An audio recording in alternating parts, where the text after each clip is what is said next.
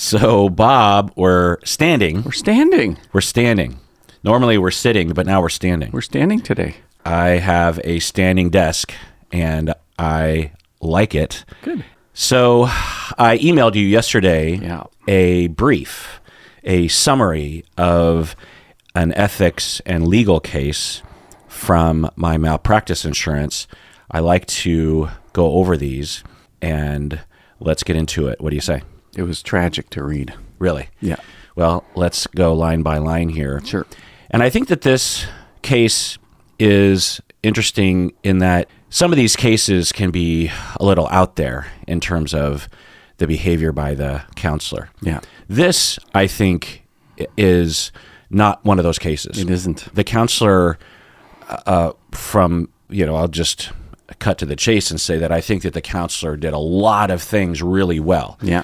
Superior to a lot of counselors, actually. And yet it still went wrong. Yeah. But let's get into it. Okay. Yep. Let's get into it. So I'm going to read a paraphrased version of the brief here. The client, who is a woman in her mid-40s, she came to the counselor, the insured counselor, for treatment for depression, alcoholism, and marijuana dependency. So mid-40s, depression, alcoholism, marijuana. In addition to depression and substance use disorders, the client also acknowledged a history of borderline personality disorder, self-injurious behaviors, including cutting and burning herself, as well as sexual, verbal, and physical abuse by a family friend during childhood. The client denied a history of suicide attempts, but related occasional thoughts of wanting to die and not wanting to be alive. So just chiming in here, what do you think about the case so far? It's not atypical. It's you see this a lot. I used to see this all the time when I was doing DBT. Yeah, it fits a profile that is a common profile for a client. Yeah. Someone that isn't young anymore has reached a point in their life when they start to really think, I think I need to be in therapy. Yeah. And they recognize that they were abused growing up. They have borderline personality disorder or something along those lines. They cut, they get depressed, and they also use substances to cope. Yeah. All right, going on. After about 6 months of treatment, the client achieved sobriety as a result of participation in regular counseling sessions and attending Alcoholics Anonymous meetings, AA meetings. Okay, so 6 months of treatment, client achieved sobriety. That's fantastic. That's pretty good. She also reportedly was sober from marijuana and was doing much better overall. I find that line right there is interesting because they say in the first sentence, after 6 months of treatment, the client achieved sobriety. And then the second sentence is, she also reportedly was sober from marijuana. Well, what did you mean by sobriety the first time? You just meant alcohol, which is not the way you would describe sobriety. If you're still using marijuana every day, you are not sober. No. You're not drinking, apparently. But they said it in a softer way, reportedly. Like, how did they know she wasn't drinking? Right. Yeah. Well, it sounds like the client was just in therapy, was not in a chemical dependency treatment program. So, the client had reported to the therapist. Okay. And it also looks like, because I've read all the way through this, that the therapist, the counselor, had good notes. So presumably a lot of these details come from the notes. Yeah. Right, of course. She secured a new job and moved into a new apartment, so things were improving. However, she continued to struggle with negative emotions and depressive episodes, occasionally going days without leaving her apartment and engaging in self-injurious behavior, non-suicidal self-injury. What do you think about that so far? Yeah, she's suffering. She's not using drugs and alcohol to cover it over, to insulate from it. And so now she's lonely, and she's using the other thing that she has to help herself, which is the NSSI. And, she's still acutely troubled. Yeah. If she truly does have borderline personality disorder, 6 months of treatment and sobriety will help, but Yeah. it's not going to turn things around. No, necessary, but not sufficient. Yeah. Right. So everything sounds like things are going well, actually, Yeah. under the circumstances. Yeah, agreed. And there's still some issues, because of course there would be, Yeah. going on. The counselor's main concern was that the client could relapse into alcoholism or marijuana abuse again. So he referred her to a psychiatric nurse practitioner who prescribed an antidepressant. Any thoughts on that? I wonder why they had that concern. Yeah. Why then? Yeah. Yeah. And why that specific as opposed to she's doing an SSI? I mean, why is that highlighted? yeah. Because I'm sure that the therapist was also thinking about the self-injury. Like they had to be. Yeah. Yeah. So. Yeah. And also referring to a psychiatric nurse when you're concerned about alcoholism and marijuana abuse, why wouldn't you refer to a treatment program or refer them to a sponsor or something? Right. You know? Yeah. But, whatever. Yeah.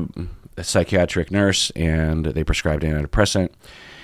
And what I'll say about that is that, yeah, an antidepressant isn't going to take away any of the symptoms of borderline personality disorder, but it is going to take the edge off, potentially, so that treatment can move forward. And it looks like that's, and so the individual doesn't have to self-medicate, potentially. Anyway. Yeah. Right.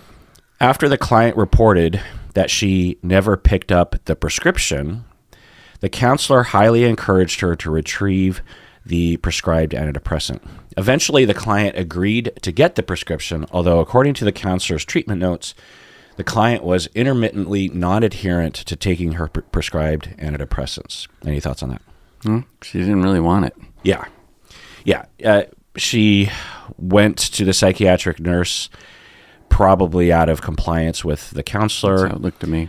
And the nurse probably met with the client for a short amount of time because they're not going to get into the details in all likelihood. The nurse prescribed an antidepressant because that's one of the only things that you could prescribe. The client was not on board with it. And either due to just the worries or the concerns with side effects, or not really. Could be an ego thing. Yeah. Yeah. Could be a lot of things. Yeah. And, at this point, if I were the counselor, I would just be like, well, it's up to you. Yeah. Here are the options. Here's what could happen, pros, here are the could happens, the cons. And it's up to you, but it's not the primary thing that we're working on going on. The insured counselor continued to see the client, and also, just chiming in, there's no concern at this point about suicide. The client has talked about occasional thoughts of wanting to die and not wanting to be alive, but has never attempted in the past, and apparently doesn't have any current thoughts of wanting to die, wanting to kill themselves, no plan, no intent, which is almost an automatic thing if you are suffering from borderline that whole time and having a lot of trauma triggers. Those thoughts are just going to pop up into your head. That sounds pretty run-of-the-mill. So that also affects the adamantness of the counselors, trying to get the client to take the antidepressant, meaning that if there isn't a major concern about suicide, then there wouldn't be a frantic effort to get the client to take the antidepressant or to draw a boundary or something. One wonders why the counselor, at least the way it's written here, would get would highly encourage as it's written. Yeah, I don't see the point to it. Yeah, who knows? It's not detailed. Probably the counselor was just worried about the clients. Yeah, no doubt. Yeah. Or there was some disclosure from the client to the nurse that was more concerning, more necessitating of the antidepressant. Anyway, yeah. Going on.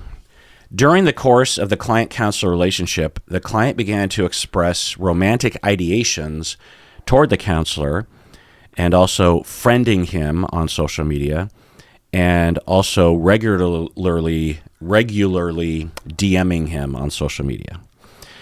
So what do you think about that? I don't like it. I stay off social media just to avoid this potential because everybody's findable on social media. So I'm not really interested in it. My disclosure statement states that I am not going to be involved in social media. And if you try to friend me, I will not friend back because it makes the boundary muddy.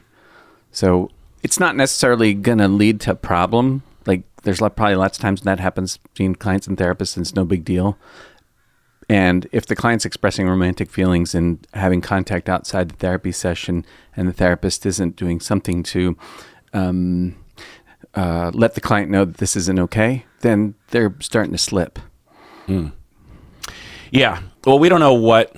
We'll get more into that later, but... Yeah, well, I read the whole thing, so... Yeah. And the romantic ideation is also, I don't know the percentage, but anecdotally, I would put... someone that has legit borderline personality and is in therapy with a safe, caring counselor for 4 years, I would imagine that maybe not romantic feelings, but at the very least, highly attached feelings, wanting to be with the counselor all the time. Yeah, the good object. Yep. Yeah. Yeah. And a good percentage of those are also going to manifest in romantic feelings. It's nothing to be afraid of or get worried about. It's just sort of normal human something. Totally normal. Yeah. It's even normal for non-borderline clients. Yeah, sure. Yeah. We get crushes. Yeah. She would also frequently send the counselor text messages outside of his regular work hours as detail. And just timing out on that, do you take text messages from your clients? Yeah. But they don't text me very much. Yeah. But what if they were to? It's hard to imagine because if they were to, I would probably just ask, hey, what's up with this? And I try to learn about it. I might discourage it, but it sort of depends on how I was conceptualizing it. Mm-hmm. If I didn't think that it was anything other than, if I thought it would get in the way of therapy, I would ask the client to stop and let them know that my response was going to be not response, except, talk to you in session. Right. Yeah. Yeah. Same. Going on. As detailed in the counselor's documentation, the client became unable to focus on developing appropriate insights and started only attending sessions for the opportunity to be close to the counselor with the hope that the counselor would reciprocate her feelings. Any thoughts on that? How did he know? I would imagine that the client stated as much. Oh, I'm only here because I want to be close to you, but I don't want to do any therapy. I mean, Something not like that bluntly, but I could imagine a scenario where the client would be saying, yeah, I don't know if I'm getting any better. And then the counselor's like, okay, well, maybe we should start getting into this or that, or maybe we should start talking about this. And there'd be some back and forth because I've had these conversations before. I'm sure you have too. And the client will say out of frustration, partially at some point, yeah, I just don't know if therapy's working for me anymore. And to be honest, I'm just here because, I'm in love with you and I can't stop thinking about you, and I'm just hoping that one day you'll like me back. So to understand that as anything other than a kind of psychologic acting out is to misunderstand it. It's just a thing that happens. We all idealize the other and want to merge with them. It's no big deal if you understand it and then you respond appropriately to it. If you don't, and you actually think it means something other than what it really is, which is just a very primitive, childlike MO. Like it's the therapist is the good object, and they're not the good and bad object. They're just the good object, and you want to merge it. It's like developmental. Probably like what, 2 years ish? No, probably more like three years. It's just a thing. It's no big deal. It's just regressed. Yeah. Yeah, it's also a bit of a defiance that of a child well as said. well. Yeah, right. Like, I am not benefiting from therapy, you jerk face kind of a thing. Because the transference is all-encompassing. The object, as a child, the caregiver in all likelihood was hurtful, but denying. And the child was angry, but also longing for closeness and resentful. and wanting to defy. So the client might be, we don't know. We're not hearing anything along those lines. But when I hear of a client that has borderline who is in therapy for 4 years and has seen some improvement. So according to the counselor's documentation, the client became unable to focus on developing appropriate insights. So that tells me that the counselor in the notes was saying, I'm trying to get the client to do X, Y, and Z, but the client isn't going along with that. It's probably things like, everyone isn't out to get me, or I'm not a worthless human being, or this relationship is never going to progress beyond a therapy related, or something like that. And the counselor was running up against a wall, which is totally normal, even in 4 years of therapy. And that the counselor was trying to get the counselor was trying to get the client to move forward, and the client wasn't. And maybe out of that frustration, the client is just saying, look, get off my back. The only reason why I'm here is because I'm in love with you, or something like that. That's just a guess. But again, totally normal. And if you're, I guess, not an expert in this area, you might be scandalized by that statement. But to me, I've had so many conversations. It's a trope. I'm almost like counting the days until this happens with my borderline clients, where they sit down on my couch and they say they're frustrated because something bad happened in their life interpersonally. And they're like, look, I've been coming to you for a long time and things haven't changed and I need tools. It's out of frustration of themselves. Their lives aren't going well. Their relationships aren't going well.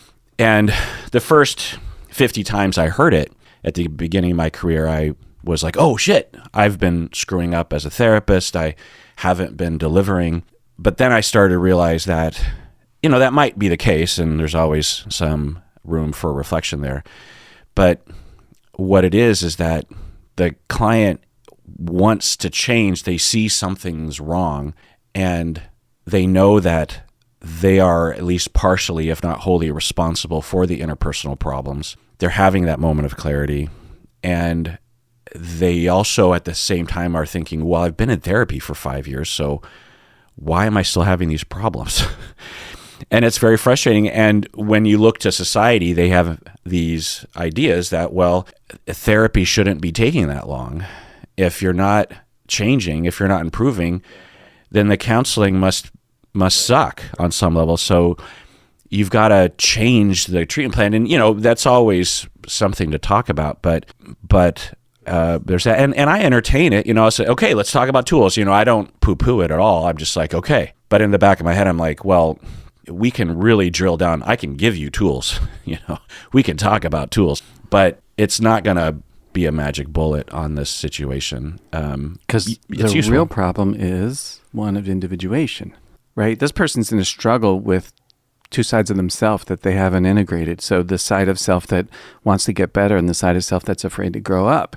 And so the part that's afraid to grow up is putting the responsibility for the growing up into the therapist. It's no big deal. It's just projective identification. It's just a thing. And to see it any other way is probably a mistake.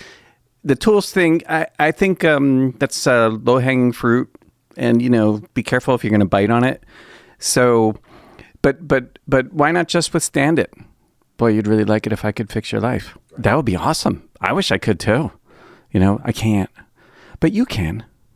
And boy, that's a hard place to be, isn't it? That's just straight reflection. Not bad. Nobody's bad. It's not nobody's failing. It's just, it's scary to grow up.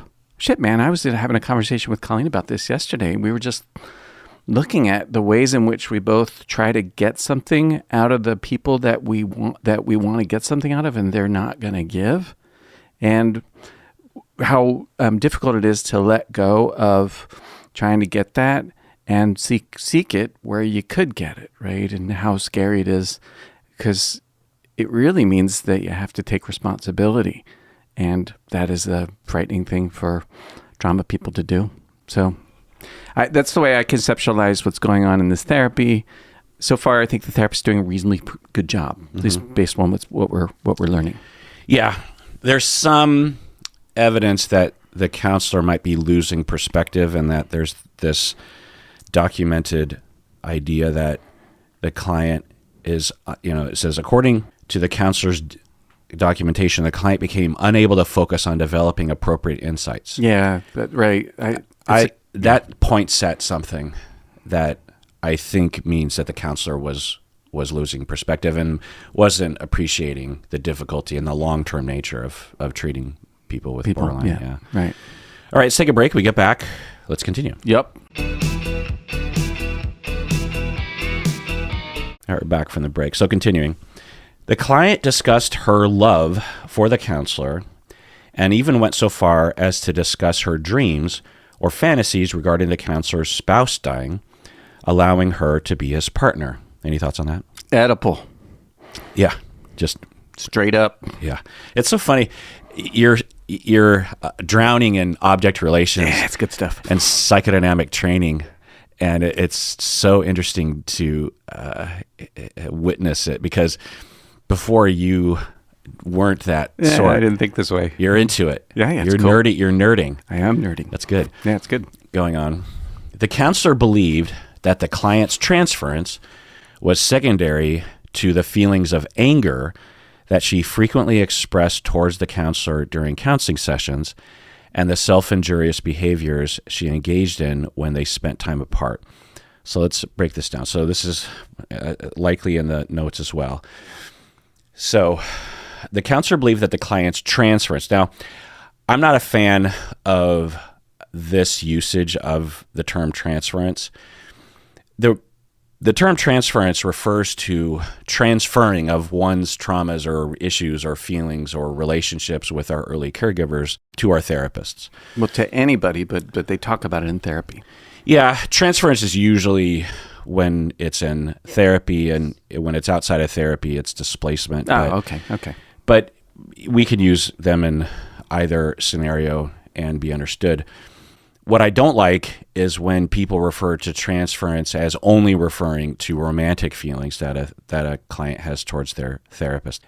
And a lot of people do that, and I'm not a fan, because there's a lot of different kinds of transference. It's sort of like how when someone is crying, they're like, oh, I'm emotional. Right. It's like, well, you have one of the emotions. You're experiencing one of the emotions, and you're always emotional. You understand? You're just now having one particular emotion. So similarly, it's like, yeah, the client is having transference, but not the transference. It's having a type of transference. Anyway, so the counselor believed that the client's transference, the romantic transference, was secondary to the feelings of anger that she frequently expressed towards the counselor during counseling sessions and the self-injurious behavior she engaged in when they spent time apart. So what the counselor, I think, is indicating is like, okay, the primary issue is that the client is angry at me frequently in session, and also is engaging in this non-suicidal self-injury behavior. And the romantic issue it's really a secondary thing. It's not really the primary thing. What do you think about that?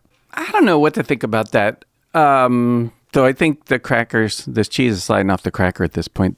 I wonder if it's kind of like the therapist is scared or frustrated, and they're having a hard time holding their space. Yeah, I don't know what they mean by that either. I don't know what they mean by secondary. I think what the counselor, what he might mean is that it's not worth focusing on.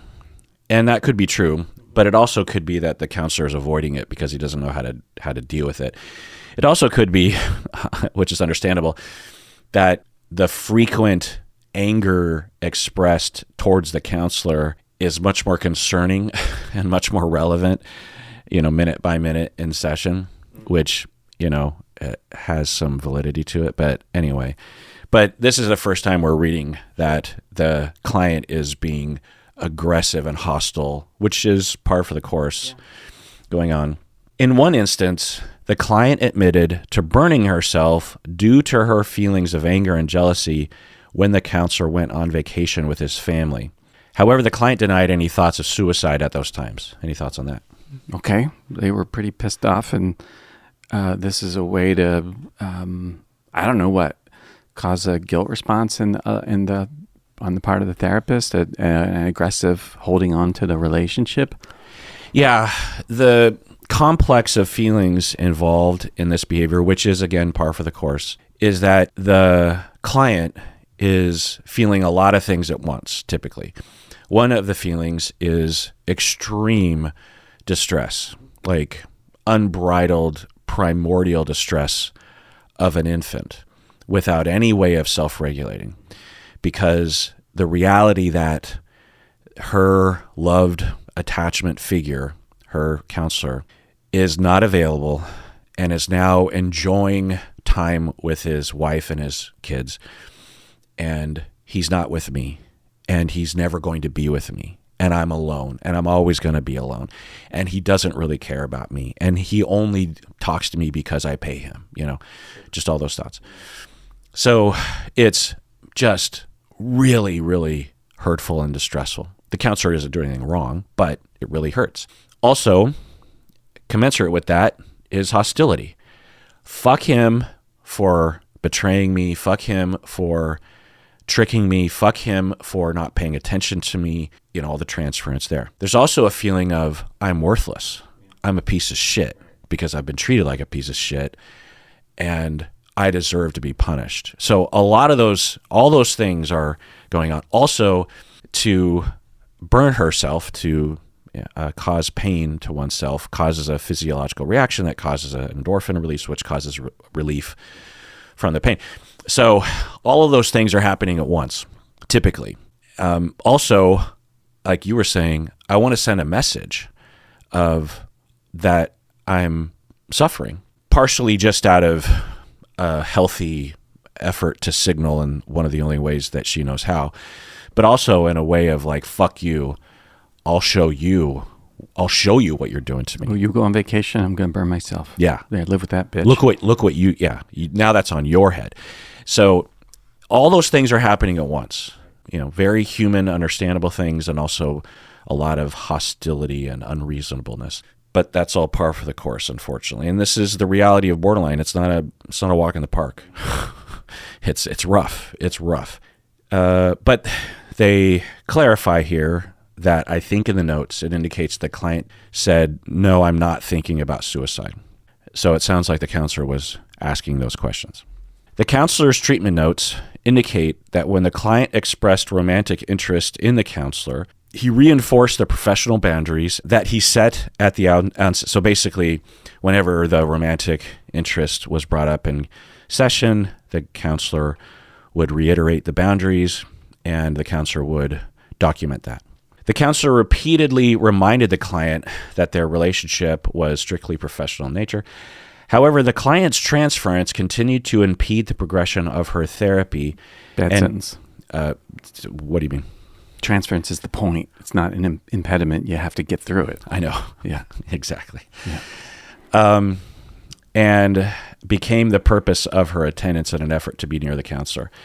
It's rare, but I've been in situations where I've had a borderline client who was truly not trying in therapy, which is normal for a while. But there have been times when I have thought, I think this might be one of those cases where I might actually start introducing the topic of termination or referral or something. Not that I would ever kick a borderline client out by any means, but I would say something like, I'm willing to accept a lot of ups and downs as your therapist, and I understand that this is hard. This is normal activity in therapy. At the same time, I usually can detect at least a sliver of effort or of hope or of goodwill or of benefit, and I am having a hard time right now seeing that.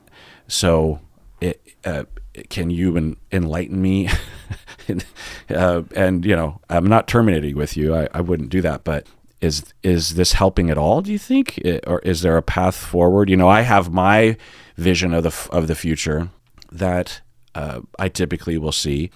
I'm just wondering what's going on with you. Like, how do you feel about therapy? How do you feel about coming to me? Do you feel like this is helping? Do you want to come? It's a lot of questions, but So, I've had those conversations before, and I've had those thoughts, like I'm thinking of one client that was not super willing to be in therapy to begin with. And she basically the entire session just talked about how she was suing past clinicians and other people. And she really just wanted to convince me that she was right and everyone else was wrong.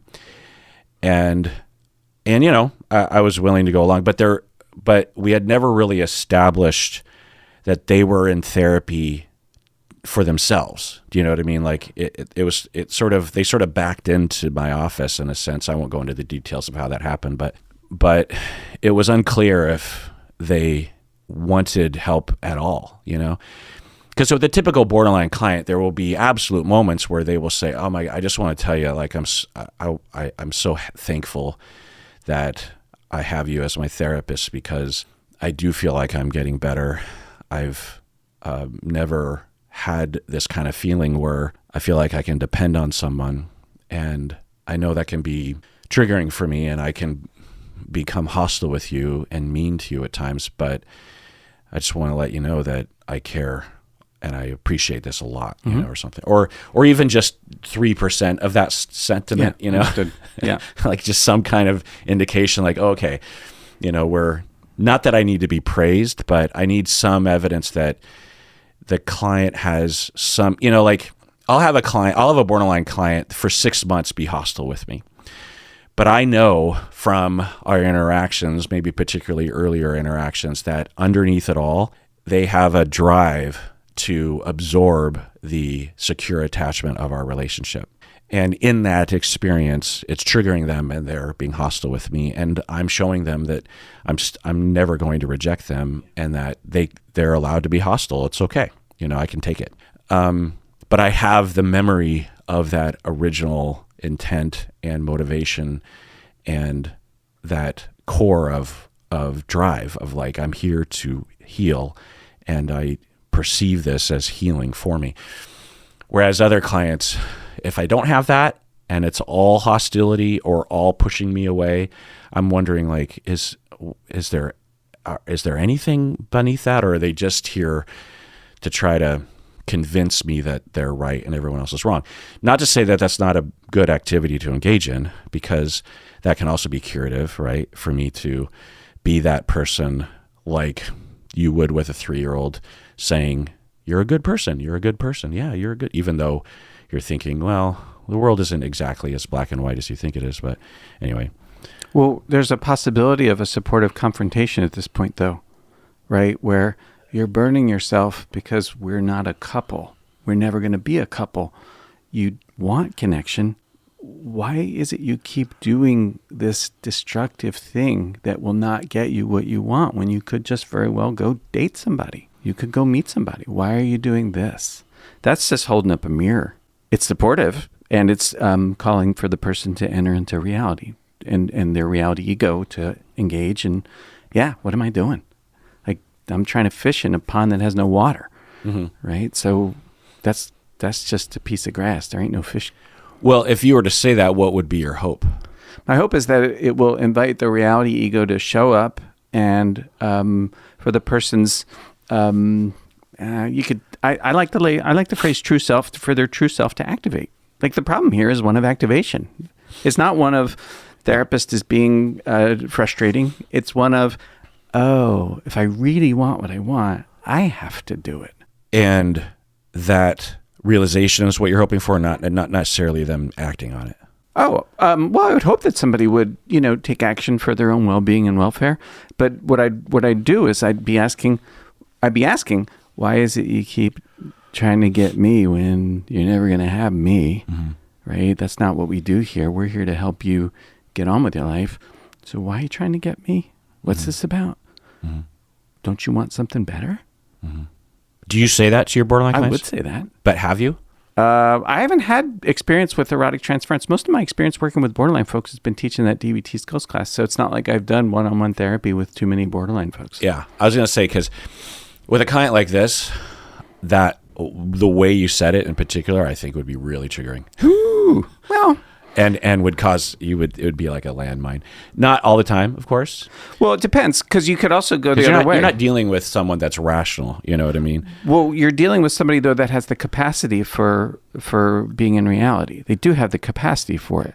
If they're so regressed, though, that they can't handle a supportive confrontation, then just go to a mirroring interpretation where you're like, it must be so painful for you to face how, that we're never going to be a relationship, that you find yourself falling back into blah, blah, blah. Maybe you do that because that's the best that they can take. Yeah. That's the mantra of treating someone with borderline in the first 5 to 10 years is I could do this, but they are not ready. And it'll be so negatively consequential for me to intervene in this way that it could set us back years if I step on that landmine. Okay, so for some folks, that is definitely not going to work.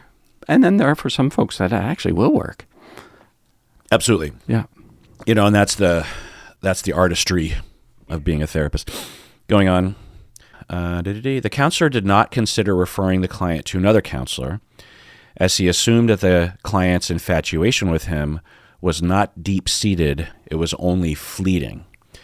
Just chiming in. What does that even mean? Yeah. I think this is more evidence that the counselor was just trying to avoid it and wasn't comfortable with it. Was comfortable with it enough not to terminate, but not comfortable with the true nature of the infatuation and was having a hard time with it going on.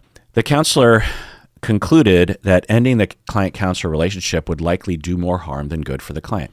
Thoughts on that? Yeah, this is the point where the counselor needs some consultation. But I agree. If ending the relationship would set the client back, probably. Yeah, I completely agree. Yeah. I think that whether or not the infatuation is not deep-seated or not, it's very clear, given research and my own anecdotal experience and my model of how humans work, that ending the relationship only because the client is doing what borderline clients do would do more harm than good. Yeah. But if I'm thinking about terminating with the client, that's the evidence that I'm in something and I need some help. I need some help to help this client. Yeah. Going on. The counselor thought that he would eventually be able to help the client move past those thoughts and get back to a working therapeutic relationship. And yet he continued to respond to the client when she would text him outside of working hours. Yeah, that was a mistake. Yeah, I really looked in the whole summary for any detail about what the texts were actually like. Right. Because if they were within the realm of what I would consider to be helpful treatment and not a blurry line or something. I mean, it sounds like he was not having romantic feelings for her. No. And it's possible that he allows texts from a lot of his clients occasionally or something, or are we talking about like texting every day, multiple times, blah, blah, blah. I don't know. Probably not that, but who knows? But this first bit here, the counselor thought he would eventually be able to help the client move past those thoughts and get back to a working therapeutic relationship. That tells me that he doesn't understand what's happening. Yeah, he doesn't get it. Yeah. That is the relationship. That is the working therapeutic relationship, is the romantic transference. It's happening. It's the very basis of the curative action in a lot of ways. It's an indication of the curative action. It's not this pesky little thing that is discardable or an impediment or something. It's par for the course. It's going to happen. And the fact that he was texting with her, as long as he had a good boundary, then it doesn't really matter. It opens the door potentially if the frame was a little blurry there, but I didn't hear any indication that he was getting into things that were untoward. Or anyway, moving on. One Saturday, outside of the counselor's work hours, the client sent a text to the counselor stating, "I want to die." So it's Saturday, it's his day off. She texts him and she says, "I want to die." What do you think about that? We don't know if that is unusual for her. Yeah. She might have done that 1,000 times. What would you do if she had never done that before? I would suggest possibly you're in crisis. What can we do right now? What do you need so that you're not dead and I get to see you on Monday? Uh-huh. But I would have a crisis plan already in place. Right. That's So, the key is, yeah. what's the crisis plan? Let's Right. follow Let's it. just follow that. Yeah. Going on. The counselor and the client had previously established and agreed that statements like that, including previous texts from the client stating, I feel like dying, this is no way to live, how much longer can I live like this? Those are other quotes. So the counselor and client had previously established and agreed that statements like that all were an expression of the client's pain and frustration and not an actual expression of the desire to take her own life. Thoughts on that? Well, I don't think you can make that statement. I think you just have to have a crisis plan. What are we going to do when this shows up? And it might be that my response to you when this shows up is, I just call 911. That's my crisis plan. Right. It might be that that's the case, in which case it has the benefit of discouraging a client from making these statements to me. Right. Right? Or if they're making it, it's because they really are in fucking danger. And so I'm calling 911 to protect them. Right. But I think saying that, interpreting this behavior and therefore permitting it is a mistake. Right. What they call it is suicidal gestures. I don't like that phrase. Well, what does it mean when people use it? It's just a clever way of trying to deal with the fact that you believe the client is being manipulative, which is bullshit. Well, so what I'll say is that similar, and I don't know this client, and not everyone with borderline is like this, but the way I described that previous, the burning complex of feelings, on one hand, it's just pain that they're experiencing. They're also wanting relief of the pain through either burning themselves or by fantasizing about not being alive. Because when you are in a situation where there is seemingly no hope for relief from the distress or pain or hopelessness or something, then apparently it's natural for humans to think about, well, there's one drastic way to end this, and that's to end all of it. And at the very least, I won't be suffering anymore, And that's normal. So all that is happening. Also, the hostility of fuck you, how dare you do this to me? I'll show you, and I'll show you, and I'll guilt trip you by showing you what you're doing. I also hate myself and deserve to be punished. So I'm going to do this to myself because of that. So all that is happening potentially at the same time. And it manifests in the burning, and it also can manifest in these texts of, like if we read all four of them, I want to die. I feel like dying.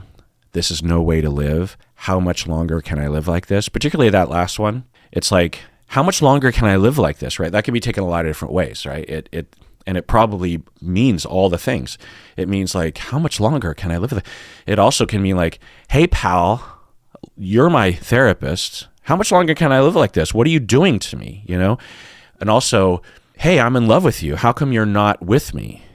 There's a hostility there of you're denying me. We're meant to be together. I'm in love with you. How come you're doing this to me? You're such an asshole. How much longer can I live like this? And a lot of those things can all be happening at the same time. There also can be a legit thought of suicide, like I said earlier. What's a legit thought? What? What does that mean, legit thought? Meaning that she actually is thinking about killing herself. Oh, yeah. That she has the impulse and the urge. Yeah. Yeah. So the way to approach this, as I agree with you, is that generally, and there's different approaches to this, but my approach is I don't have time in my off hours to figure out like how to proceed with a text like that. So I'm just going to set in stone, this is what I do. And I'm telling you in advance so that there's no ambiguity. And you can't be upset with me if I do it because I'm telling you exactly what I'm going to do. And I don't know the situation, but if I'm guessing the situation correctly, if I got a text like this from a client, borderline, I want to die on Saturday, I would text back and I would say, unless you reassure me that you're following the safety plan, i.e. you're hanging out with your mom, or you're calling the crisis line, or you're admitting yourself into a hospital or something, unless you can tell me and prove to me that you're doing one of the things that we established in the safety plan, then I have to call 911. And as we discussed previously. And then, if she didn't text back, or if she texted back something like, well, I just don't know about any of those things, then I would say, I'm calling 911. Yeah. If she texted back and said something like, well, I want to call my mom, but I'm unsure because I've been bothering her lately. Maybe I'd follow up with, we've already established your mom is okay with it. Sure, she might be a little annoyed, but there's things that are more important, which is your life, and I'm sure your mom cares. Or whatever, maybe I'd go back and forth a little bit if I felt like she was in good faith trying to address the safety plan. Right. Or if she said, okay, I wonder if I should go to the hospital.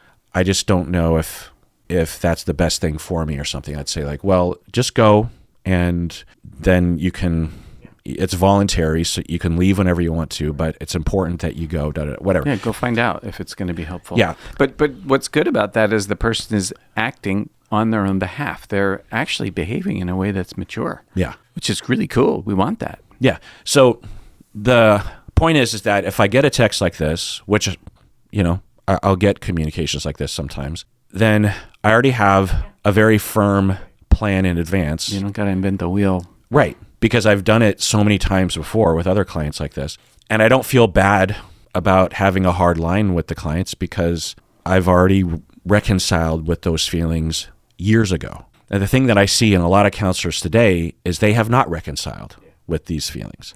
They get a text like this and they fly into a panic. And they're like, oh my God. And then all sorts of weird shit starts to happen. The counselor starts to blame themselves. They start to do emergency sessions over text on a Saturday. They start to attack the client and saying, the client is a jerk face. I want to terminate with them. And they'll have all this clinical language about, she's non-compliant and da-da-da. Yeah, she's manipulative. It's a typical borderline manipulation or whatever.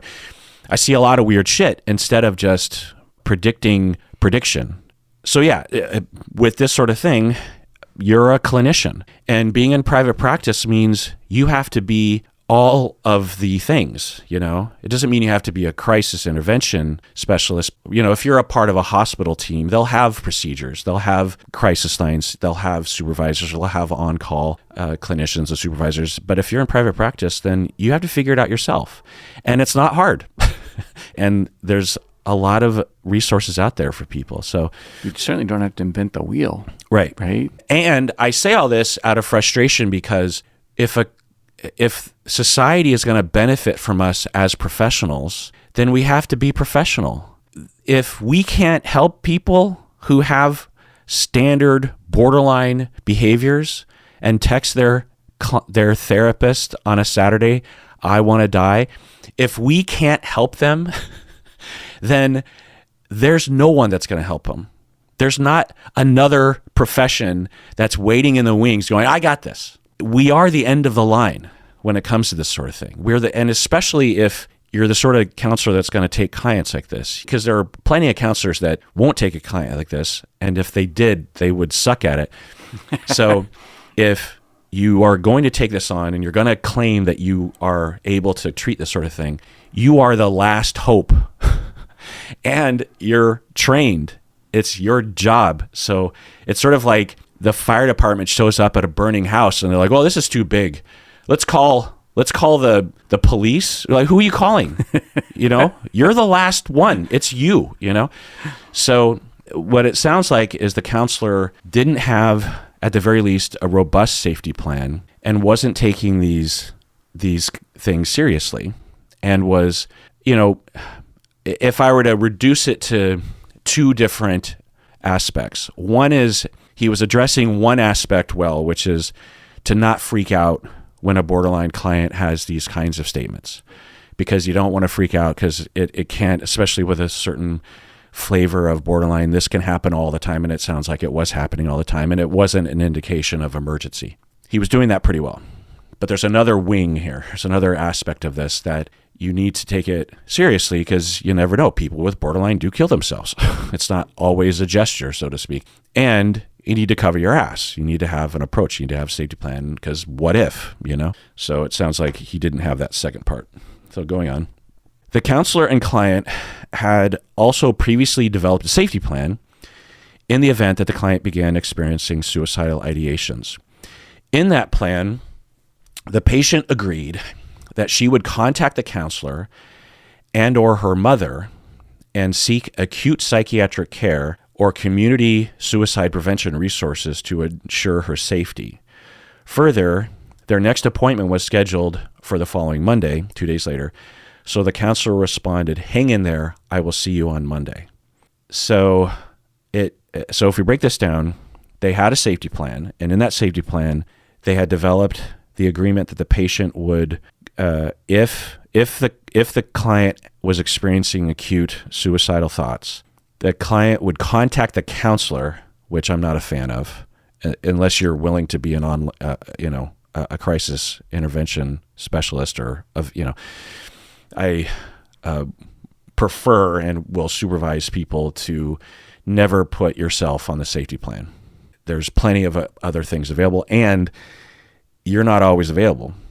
And at the very least, don't put yourself as the sole person to reach out to. Anyway, the patient agreed that she would contact the counselor and or her mother. So I like that I always try to put like a family member on the safety plan, because that can be a very regulating presence. It's really hard to kill yourself when your family member, your loved one, is right there in the room with you. You know what I mean? And seek acute psychiatric care or community suicide prevention resources. Typically, that means like a crisis plan.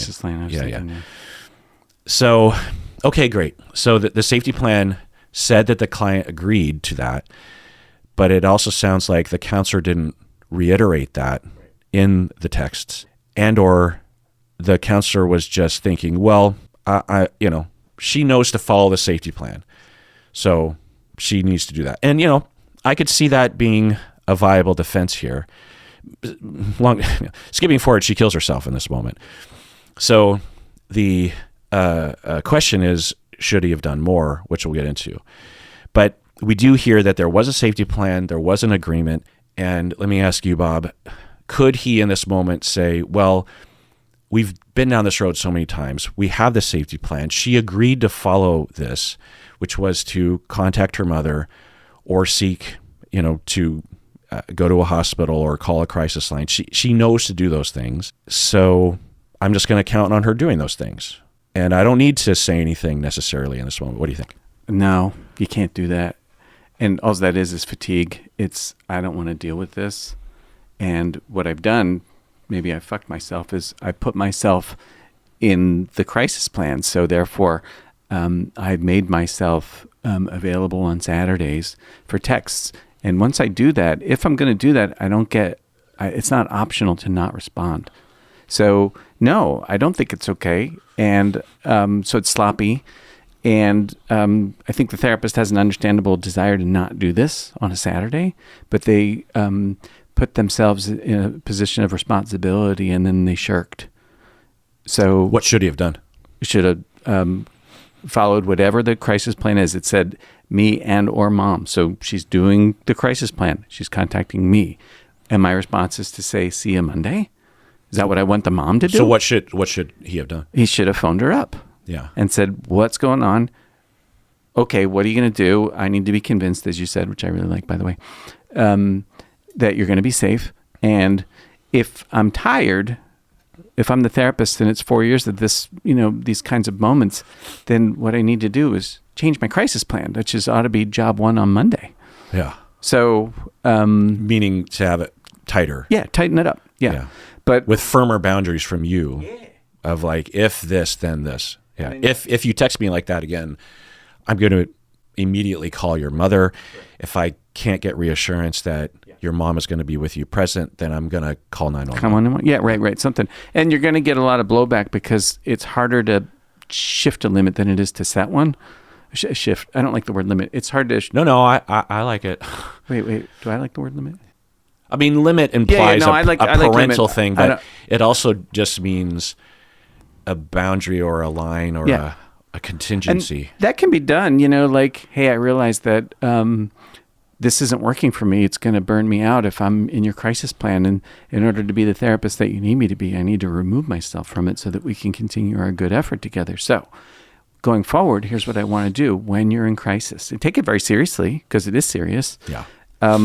But until then, if it's Saturday and I'm on duty, then I'm on duty. Mm-hmm. Yeah. The other consideration is that if it is a gesture, which it can be, at least in some way, it can be this.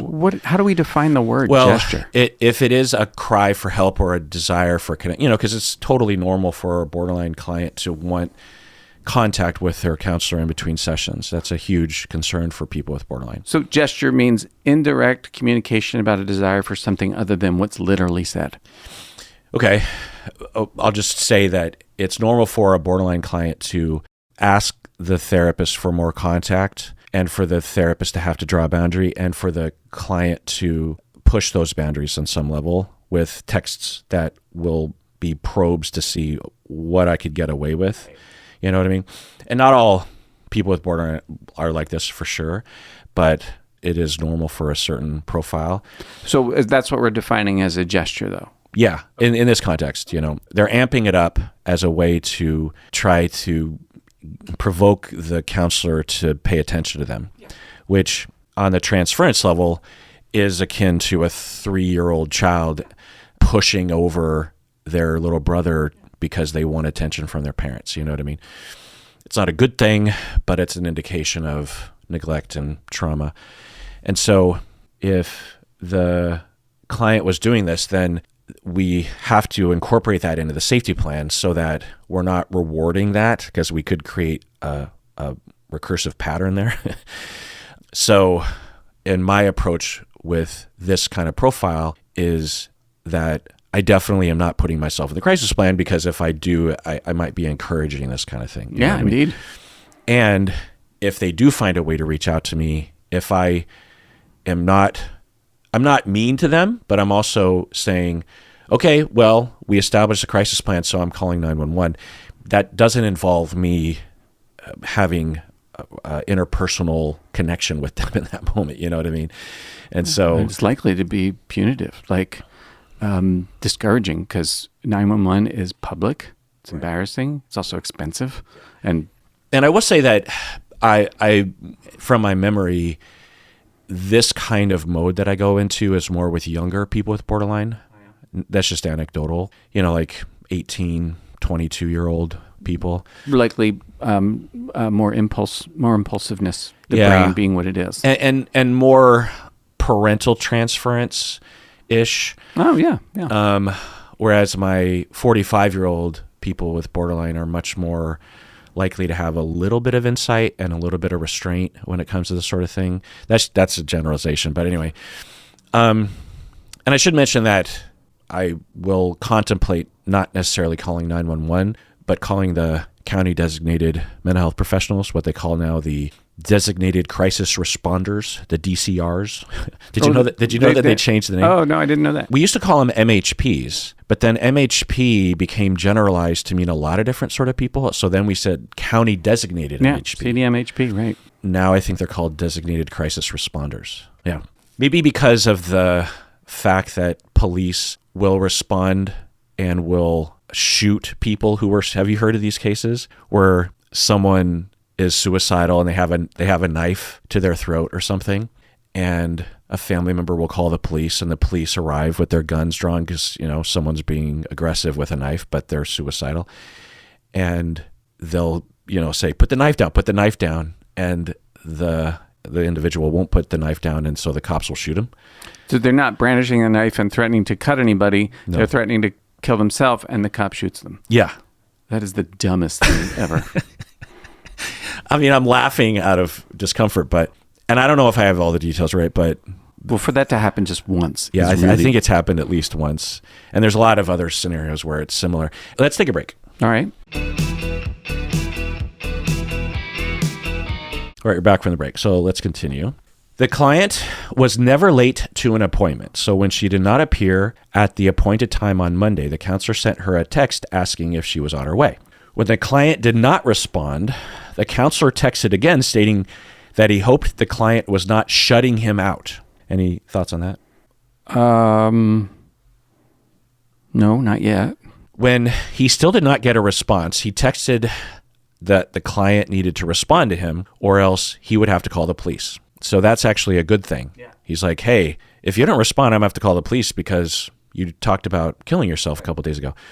So again, this indicates that he was almost there. Almost there. You know?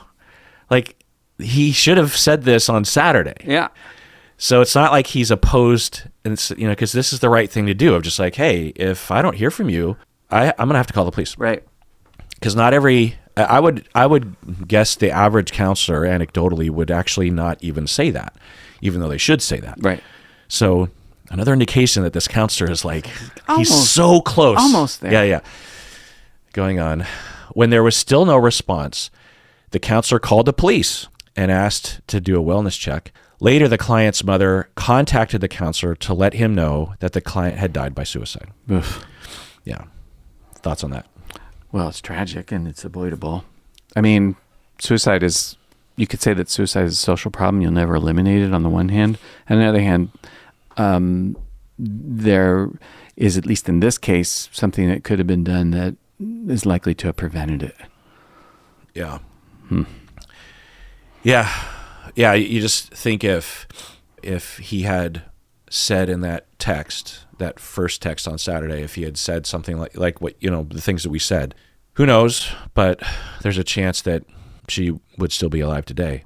And that he didn't respond, she could have interpreted that as a betrayal or something. Not that that's his fault. No, but it's like, it isn't one thing. It's a whole train of things that lead to this moment. Yeah. Yeah.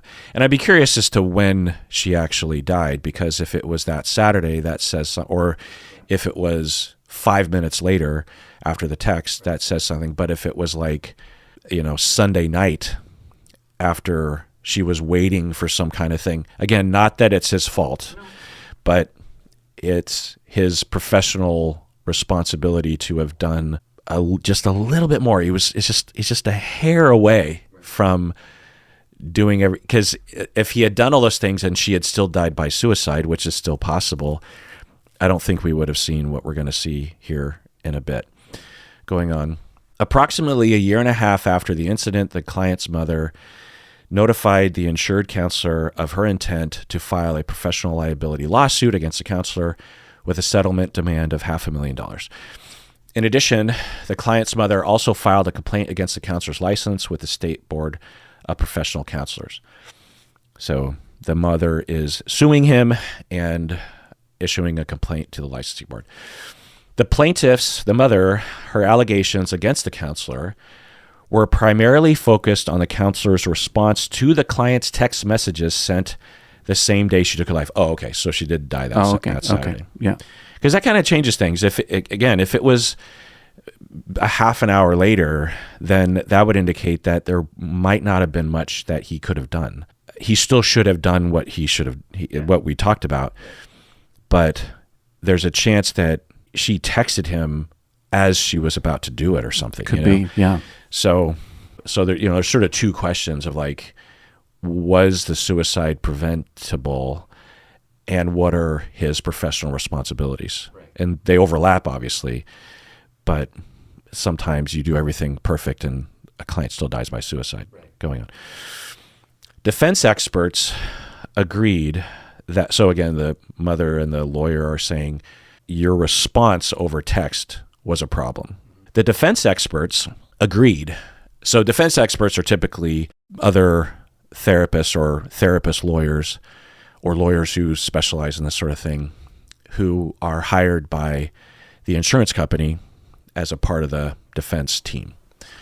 So I've been hired in situations like this I never want to do that job. Huh? I never want to do that job. It's actually kind of fun. No way. It's like this. It's like going, you go over all these details. I don't like this. Oh, you don't? No. What don't you like about it?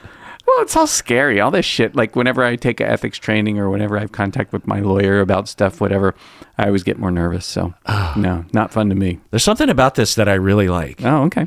Yeah. I think it's my mild OCPD. I like rules. I like to understand the rules.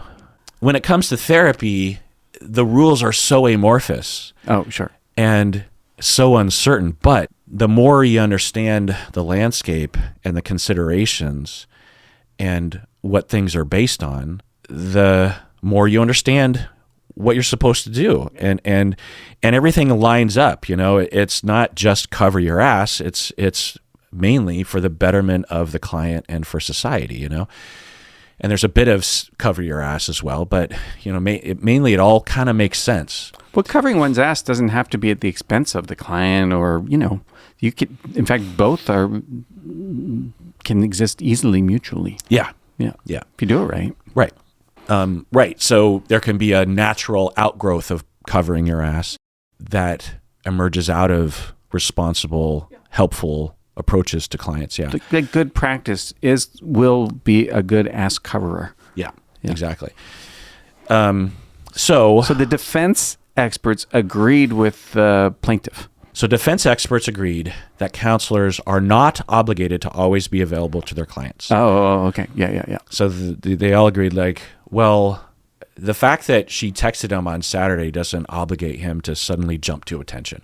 Okay. So as a general rule. Yeah. Yeah. Nor should they be expected to respond immediately to every text that they receive from a client. Right. In terms of the content of the client's last text message to the counselor, defense experts opined that if the insured counselor had a long-term relationship with the client, as he did in this case, he could reasonably draw the conclusion that the client's texts were a hyperbolic expression of frustration. So the defense experts agree, and therefore the defense, so take that into consideration, that, look, he had a long-term relationship with the client. He had enough experience with these kinds of statements from the client, things like, I want to die, or I can't go on any longer, and that they are I'm not a fan of this hyperbolic expression. Yeah. I'm more a fan of just saying that it's not necessarily an indication of intent. Yeah. It's an expression and it's honest, but it's not an indication of threat or risk of suicide necessarily. It clearly was in the end. And it could have been all those other times as well. It just wasn't time yet or something. Who knows?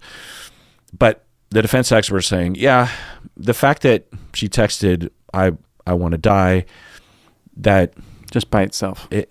Given the context of what she had said before and the long-term nature, it's reasonable that the counselor didn't fly into an emergency from that.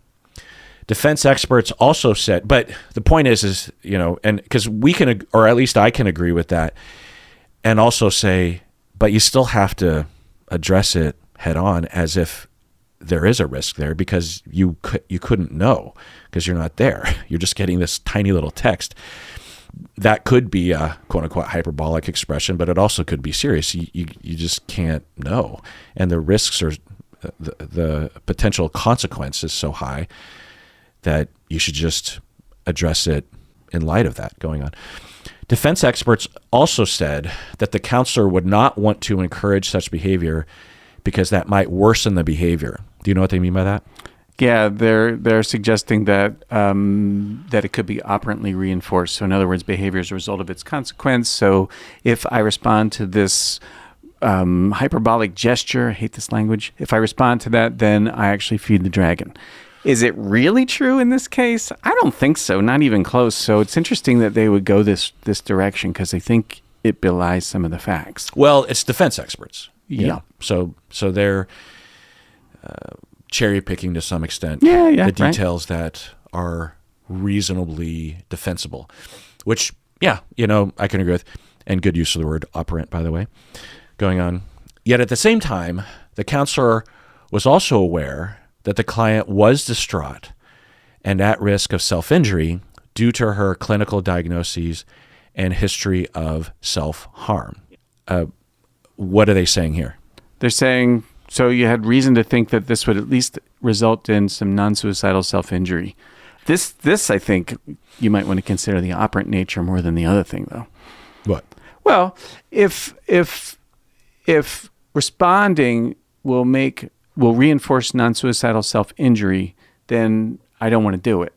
Now, granted, all this precipitates that you have to have a good, clear crisis plan up front. You have to be plain with the client about what they can expect you to do in the event of these kinds of predictable things. And this guy didn't have that. So all this stuff to me is moot because it's just slop. It's just muddy. Yeah. Yeah, to me, the history of self-harm, of non-suicidal self-injury, is notable, but it's not... I think people misunderstand. It is associated with suicide attempts. Yeah. It actually is a risk factor. Yeah. Yeah. But it's not a slam dunk flow chart with the way that people think it is. No. If this, then that. No, it's just percentage. Yeah. In the same way that being borderline or being depressed or being upset or having, being alone or something, those are all risk factors. But something stressful happening, you know, first night in jail. Right. Yeah. Losing your job, So I'm not a fan of this being highlighted necessarily, but whatever. Plaintiff experts argued that the counselor should have made greater effort to ensure his client's well-being, which we can agree on. Yeah. It's interesting that I could have been both an expert for the defense or the plaintiff. Uh-huh. These efforts could have included notifying law enforcement, as we talked about. Right. And requesting a well-being check with the client, which could have prevented the client's death. Yeah. Further, in the professional liability case, so this is, the lawsuit, the plaintiff's attorney refused to provide defense counsel with a copy of the client's cell phone records. That's interesting. Yeah. This seemed to suggest that the records could contain evidence that may have otherwise hindered the plaintiff's case against the insured counselor, such as evidence that before her death, the client had tried unsuccessfully to reach her family members or friends by sending them similar types of concerning text messages. Uh-huh. However, without access to those records via discovery, defense experts could not know this for certain. A judge let him get away with that? Well, yeah, I wonder. I'm not a legal expert, so I don't know how that works. But it's possible that it's information. If the plaintiff were to use it, then it would have to be submitted, and then the defense would have to have access to all of it as well. So it could just be one of those optional things in a case like this that if you don't submit it, then you can't use it, but it also can't be used against you, because there's a privacy line of some sort. If this was a criminal case, then it would be different, right?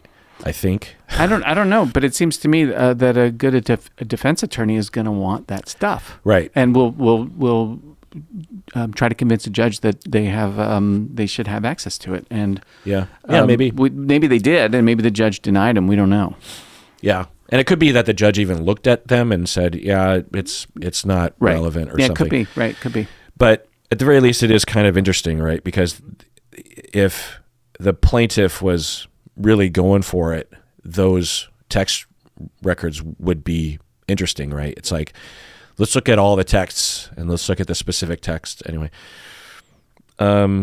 with regards to the board complaint against the counselor, the board took a more comprehensive look at the entire professional relationship between the client and the counselor instead of just that one text exchange. Yeah. The board subpoenaed and reviewed significant evidence, including the counselor's documentation in the client healthcare information record. They also looked at the social media direct messages and the text message history. They looked at the client's journal, and they looked at the sworn testimonies of the counselor and the client's mother. So it's interesting that they had access to the client's journal. Yeah, that is. The board was critical of the counselor's failure to fully examine the risks, benefits, and ethical considerations pertaining to the counselor's treatment approach to the client. What do you think the board is saying there? I think they're saying you're being muddy with your crisis plan. I don't think that's so. Later, they do identify the crisis plan. They say they're critical of the counselor's failure to modify. Okay, well, maybe that is what they were talking about. Well, but I think it could also be that they're thinking about the way the therapist was conceiving of the treatment plan and the client's, mental health trouble. Yeah. And maybe they thought the guy fell short. Yeah, to me, based on the description, there's some red flags that the counselor wasn't comprehending the romantic transference effectively, but it also sounds like the counselor was doing a pretty good job, probably above average job. It sounds like there was some wrinkles to be ironed out, but he was sustaining therapy with her as she was being hostile with him every session, perhaps throughout every session. He was a stable object. He was being corrective with her in all likelihood and wasn't terminating. There was no talk of him wanting to terminate with her. He was not freaking out when she would talk about suicide. He didn't have that last, it's just, if he just changed one tiny detail of, if you text me this, I will call the authorities. If he just, because he on Monday, when she didn't respond because she was deceased, he's like, I'm going to have to call the police. He was ready to do that. If he had just done, to me, that's the only sure thing that I can say that he did wrong. And it's understandable because I think a lot of counselors, you get lulled into this sense of safety, right? It's been 4+ years. She texts me this sort of thing all the time. She's just upset that I'm not with her right now. We've talked about this. I understand the transference. She's never attempted before, right? She doesn't have a plan. She hasn't talked about any sort of intent to actually kill herself. Sometimes she just has these moments. All of that is understandable. But he just didn't have that line of, well, I know this could actually hurt the relationship, because that's the question that you want to contemplate, because that's the other side of things. If I'm too limit oriented with this client when it comes to these kind of texts, I could alienate the client and it could cause even more of a rift. That is a pain in my side when it comes to the therapy. And I understand all that. And so for the board, they obviously have all the information. They have the journal, they have the text message, they have the healthcare information. So maybe there's something there. I'm just going to have to assume that there is. But there's also a possibility that they're just typical uninformed or skittish kinds of professionals, because the board is usually professionals, other clinicians. So who knows what their stance is on this sort of thing, or their or their expertise with it. Right. Yeah. Because you present a case like this that looks straight down the middle for you and me to a group of counselors, and you're going to get gasps. You're going to get people that are going to say, he knew that she was in love with him and he didn't refer her out. I'm glad you're laughing at that, because it's so fucking stupid. It is really dumb. And it kind of reads like that to me. Yeah. But I don't know. Going on. Yeah. The board was also critical for failing to modify his treatment plan when it seemed to no longer be effectively managing the client's condition. What the hell does that mean? Is that what we do? We manage conditions? Well, so it depends on what they mean by this. On one hand, it could just be another ignorance indication regarding the treatment of borderline. On this side of things, they could be thinking, it was 4+ years and she's still in love with you and she's not progressing. Like, what's wrong with you? Whereas from our perspective, unless we have more information, we could take a guess and say that it just takes a long time, But on the other side of things, he was saying in his notes things like, she's not moving past this thing and she's not developing insights, and I don't know what to do, or I'm trying to get her away from this romantic transference or whatever. It seems like he might have been thinking he was stuck. So the fact that he didn't attempt to modify the treatment plan or didn't seek consultation or something, right, is criticizable. Yeah, it is. Suppose. Yeah. Going on. I mean, a good supervisor might have said to him, "You're doing fine. Carry on." Right. Just have a different mindset about it. Yeah. Which could be modifying the treatment plan in a sense. Approach. Yeah. Yeah. They were also critical for failing to terminate the counselor-client relationship and refer the client to a new therapist when the counselor could no longer manage the client's transference. I don't know what they mean by could no longer manage the client's or are they saying that the counselor was freaking out personally? I don't know. Yeah. But it also potentially means that the board doesn't know what they're talking about when it comes to transference of borderline clients. It really sounds like that. Right? Yeah. Yeah. Because it has that, it's the solution for the stupid is to refer. The amount of times that I hear stupid counselors, well, you got to refer. Okay, well, let's go down that road. Okay, you refer them to some. She's not going to fall in love with that next counselor? Yeah, right. That's what you're thinking? That's magic. Well, so if that does happen, so then they're supposed to refer? Yeah. At what point do we actually help this person? Yeah, exactly. Going on. Because it's such an easy fix. Just refer. Problem solved. Anyway. They were also critical of the counselor's frequent use of electronic communication in place of face-to-face communication with the client who suffered from depression and borderline personality disorder, and for failing to restrict or assign limitations to the client's access to the counselors outside of work hours.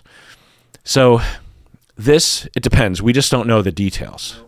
If I heard more, I could be convinced of this criticism for sure. There seem to be some red flags of it, but it also could just be a scapegoat, just something to point to as a reason as to why the client died. Right. It's possible that the text actually staved off suicide for a while. Yeah. Like I always just think about how with DBT treatment, you would teach the class once a week, but all the students in the class had therapists, DBT-oriented therapists, who, as a part of their approach, were allowing the client to reach out to them at any time during the week. Yeah. What was the reasoning for that? That crises don't happen during business hours or during the hour or two, whenever it is, that the client is actually in therapy. And so the therapist wants to be boots on the ground in a crisis to help the client use their skills and get some support and use their skills. And coaching calls, a good DBT therapist will say no more than 10 minutes. And also a good DBT therapist will observe their own limits. Like I remember a colleague of mine saying, I got to get this client to stop calling me at 4 a.m. because it's disrupting my sleep and it's having an impact on these other areas of my life. And that was the topic of the next session, which is you cannot do this. I am available to you when you need me, and you can't need me at this time. It's a dialectic because I can't do it. I just cannot do it and function well. So we got to figure something else out for middle of the night. Right. And that's what they worked on for however long it took. Yeah. So if this client who died by suicide had texted that to their DBT-oriented therapist, the therapist would have called them or offered to be available for call or something. Right. They said, okay, well, that's what I signed up for. That's part of the approach. Yeah. So the idea of having off-hours communication, even on a Saturday, is not inherently unethical or bad treatment. It can actually be really good treatment. The problem is that it impacts you as a clinician in a way that you have to understand before you agree to that. Right. If I were to do that kind of work, I would just want to be paid more.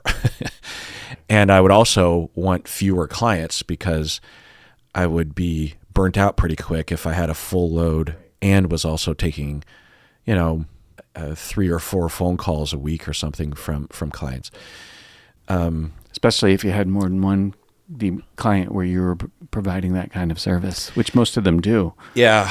And, this really points to one of the weird aspects of being a therapist in my mind, in that I remember when I was a full-time private practitioner and I would have 25, like for you, you're full-time.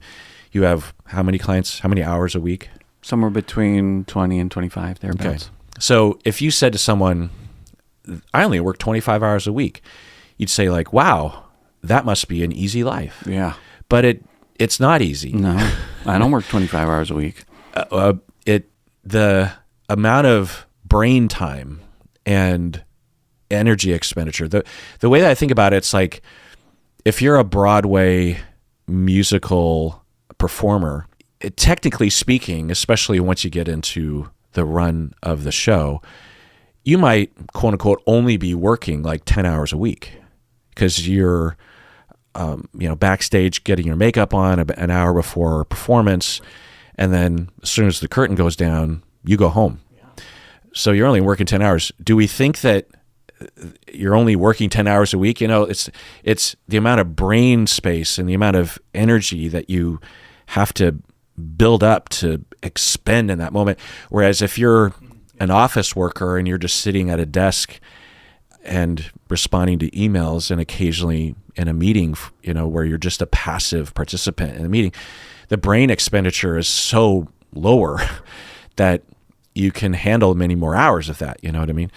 There's a lot of collateral shit that you got to do if you're running a private practice that doesn't have anything to do with, or is tangential to direct client hours. So I see 20 to 25 clients a week, but I work closer to 40 hours just because there's just shit to do. Well, and also the reason why I'm bringing this up is that if I were to be the sort of DBT counselor that received phone calls, if I got a 10-minute phone call on a Saturday, that would be like 2 hours of work because I would be thrown into kind of a mode that would take me a while to get out of. And I would also be expending a little background energy throughout the day on Saturday, expecting or being ready for that kind of mode. I couldn't completely relax, right. And then there's the actual, you have to document the contact. Right. So it's not like it's 10 minutes and you're done. It's 10 minutes and then you got to spend 10 minutes writing your note. Yeah. Which, you're in the middle playing Parcheesi with your kids. It's a pain in the ass. Yeah. There are people that do that and are happy to do that and that works for them. And I think they provide great service. And they're also very clear about what their limits are. Yeah. So, it depends. Yeah, and the online therapy model, not the type that you do. Yeah. You just mean do, like the telehealth or the what's that one called? Well, all the different models of online therapy where it's not an hour a week of session time. It's email based or text based or voicemail based or something. And for I remember this would have been 10 years, 15 years ago, one of my supervisees was doing this work, and what she said is Monday through Friday, she would wake up in the morning and she would open her laptop and she would respond to all of her clients, and it would take her 2 or 3 hours. Then she would take a break and do other things, and then in the evening at around 4 o'clock, she would spend another 2 hours responding to all the clients who had responded to her. And so she would have a good number of clients that would respond both times, or they would respond multiple times throughout the day or something. And so in this way, you have a therapist that's available to you twice a day, Monday through Friday, which is a different model of therapy. There's pros and cons to that, right? And so you don't have to just do the 1 hour a week, blah, blah, blah. Anyway. There's an orthodoxy that isn't necessarily the only road. Yeah, that's a good word. Going on, both the counselor and the plaintiff expressed a desire to resolve the professional liability matter via mediation. So the lawsuit would cost less or something if it was mediated. Through the mediation process, the counselor's defense counsel was able to successfully negotiate down the plaintiff's initial demands.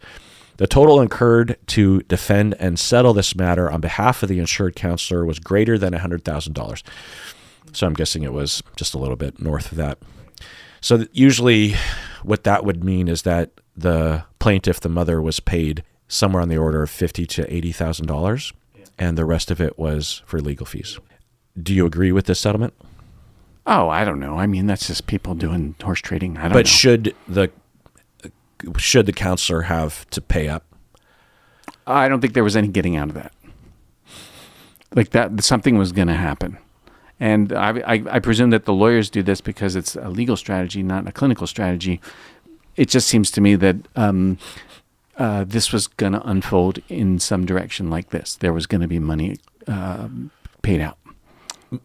Do you agree that the counselor should be found negligent? Yeah, there's enough there to say, yeah, you fucked up. And it might have cost this woman her life. Maybe that's true. It can't be known. I think, excuse the pun, I think it's pretty borderline.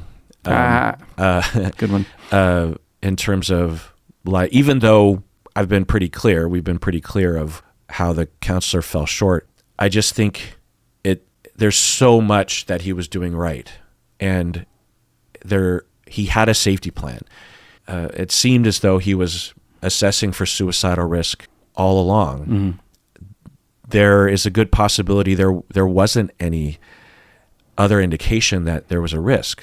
Well, actually, that was at the beginning of the thing. She had never had an attempt. Right. Yeah. And that the ideation was just along the lines of not wanting to live anymore, which is pretty low on the risk scale. It doesn't mean that they're not at risk. It just means that it's just a low hum of a fantasy of getting out of the suffering. Sure. And it's not a plan or an intent or a drive to do so. But maybe she was drunk or high. I mean, 30% of completed suicides are happen 5 minutes after the decision is made. Right. So it could be, what if she was high and she was... Thanks for bringing that up, because I think that's why they brought that up in the beginning, is that she initially sought treatment because of that, which means she's at risk of substance problems, which definitely raises the risk of suicide. But again, you get maybe the first 5, 10, 20, 50 times she texted something along those lines, he addressed it head on, and it ended up going nowhere. And later he concluded it was never going to go anywhere. And she just texted again. I think if I heard the whole story, I think there's a chance that if I was among the decision makers, or I was on the licensing board committee or something, I might advocate that, look, the client died by suicide, and that's awful. I don't think that the counselor was negligent. There was a lot of things there that he did well. It's very easy to point a finger at him. And if you just look at the case, not understanding how these things can look sometimes, it looks like, well, obviously he was negligent. She literally texted him, I want to kill myself.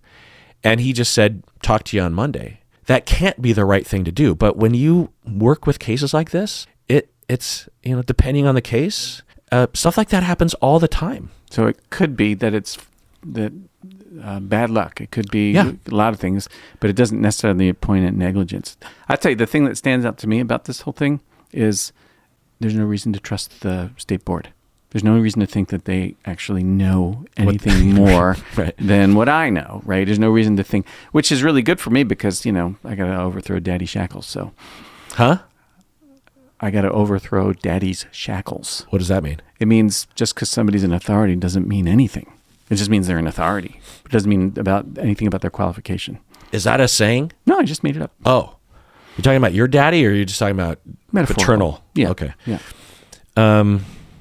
So at the same time, I think it is a viable case that I could also make in my own mind and feel very confident that he was negligent in a minor but very critical way, and that he was doing a lot of other things really well. But if he just edged that thing just a little closer to having a harder line around the quickness of response, could have helped. Going on. After reviewing the evidence related to the matter, the board concluded that the counselor engaged in an inappropriate dual relationship with the client. So just chiming in. So I could agree with that if I knew the details of the text relationship. There's essentially, well, what do you think they're saying there with a dual relationship?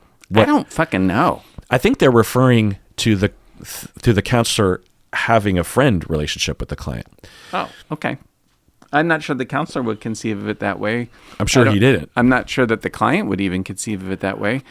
So I'm not sure I actually agree with that as a conclusion. Right. I could see why they would come to that conclusion, but I'm not sure that it's accurate. Yeah. We just don't have the details. We don't I wish that we did. Yeah. There's a possibility that over social media and over text that there was too much friend stuff happening. But I think we would have heard that if that were the case, because in other briefs that we read from my malpractice, they will give details along those lines, So there's a possibility that the board, again, is just seeing these communications that, raise a question, but don't necessarily mean it was a dual relationship going on.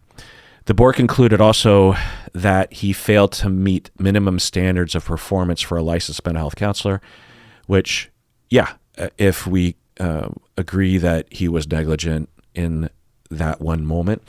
But I also think they might be pointing to the fact that he was just engaging in a relationship with her at all, that like how they were saying earlier that he should have referred her and therefore because he didn't refer her, he failed to meet minimum standards. I don't know. Anyway, the board placed the counselor's license on probation for 2 years, which is pretty light as a consequence, because that just means if you are found in violation in the next 2 years, then you will have a greater consequence as a result.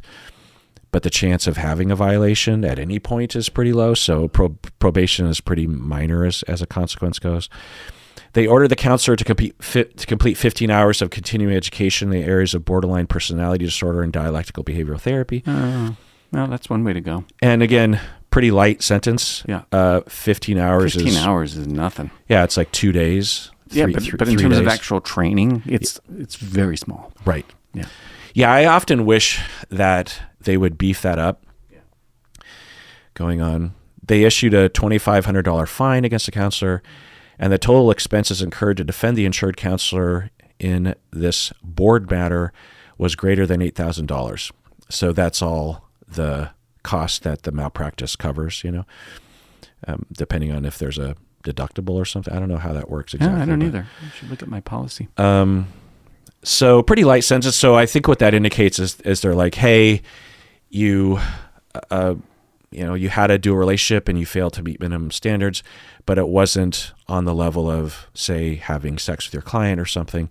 So we're going to put you on probation, which is pretty minor. We're going to ask you to take 2 or 3 days of training, and we're going to fine you $2,500. It's pretty minor, which is often the case. Sometimes they'll have these kinds of consequences for someone that does have sex with their client or who lies to their clients or something like that. So sometimes I don't know sometimes this indicates that the board thought it wasn't that big of a deal or as a medium deal, but sometimes this could mean that they thought it was a huge deal and this is their huge consequence to a huge deal. I just don't know. Yeah, right. They didn't yank the license or it's suspended. They almost never do. Yeah. Which is so weird to me. But I don't think they should have in this instance. No, I don't either. Yeah. No. This guy will probably never fall into this one again. Well, I wonder.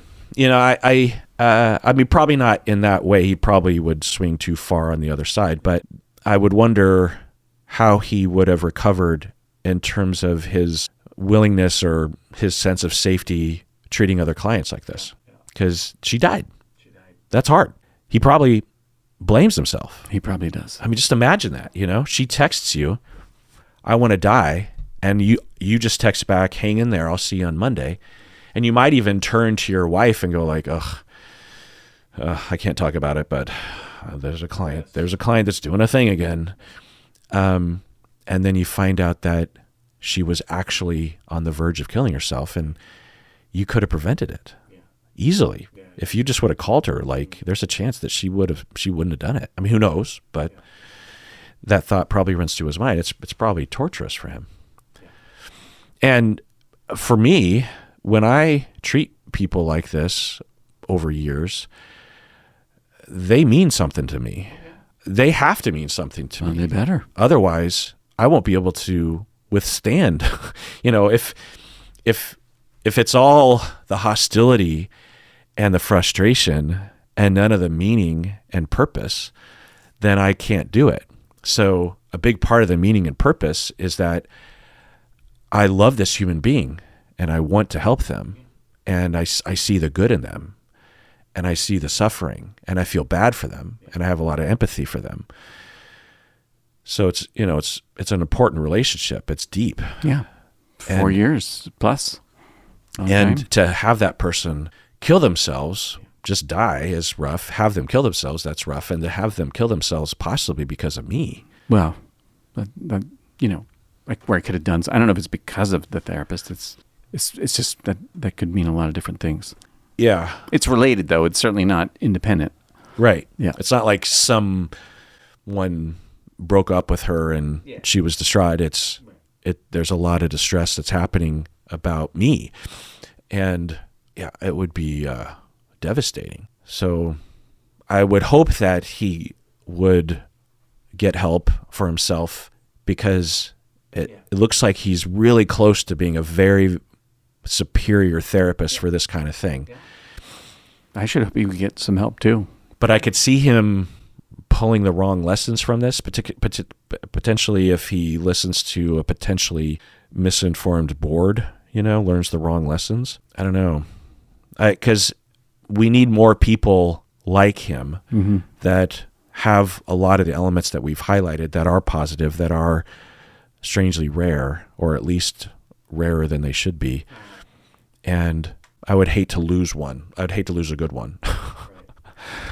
But it's also a reminder that we need to have a policy, an understanding, a written contingency plan when it comes to suicide, when it comes to all the things that we know happen before they happen. And not even before they happen with a particular client, but you just have to have a policy about all your clients. Then you don't have to think about it. It's like, here is what I do. Here is the robust, evidence-based, consulted on approach that I have with suicidal clients that involves this. Here's what I do, A, B, and C. Here's the reasoning. Maybe even you put it in your disclosure statement. I don't know. And you just follow the protocol. And the amount of therapists that I talk to that are just a deer in headlights when it comes to this sort of thing is just mind-boggling. So it's surprising that I would come across therapists that don't seem to have an understanding. They just kind of wing it or hope that they don't have a client with suicidality, which I find to just be ridiculous. And there are plenty of counselors and therapists out there that are doing a fantastic job and have very robust policies and have very clear professional understandings of these kinds of things and approach it in a professional manner. And I applaud thee. Final word on this, Bob? I'm glad it's over. I don't like these. I'm happy. I mean, I'm glad to see you, but I don't like these. You don't? No. Oh. Like literally, this is not the kind of content you like to make. Yeah, that's true. I didn't know that. Yeah, well, I'll still do it. It's been years, and I just found out this. What? Tell me again why you don't like it. You just don't even like talking about it or thinking about it. I don't actually. It's not like I kind of like the clinical part of our work together. I don't care for this forensic stuff. It's just not interesting to me, and it always makes me nervous. Makes you nervous? Yeah, but for the grace of God, and all that. But so yeah. Duly noted, Bob. Yeah. Well, we'll still do them. I mean, it's fine. Nope. No, we're not doing them anymore. Well, great. We have other things to do. Do you like any ethics questions? Because a lot of the ethics questions Stacy will put into your doc. Oh, what would be an example? You and I will talk about early termination, that kind of stuff. Yeah, I'd talk about that. So it's not all ethics questions. Yeah. It's just ethics questions that you don't know things about. Yeah, I suppose that's true. And forensic stuff is... Forensic stuff meaning cases, legal lawsuits, boards and stuff, yeah. Okay. Yeah. All right. Yeah. Well, sorry for subjecting you to these anxieties over the last 7 years without knowing it. Yeah, we have plenty of other types of things we could talk about. Cool. Until next time, everyone out there, take care of yourself. Advocate for yourself. Tell your friends when you don't like doing things with them because you deserve it.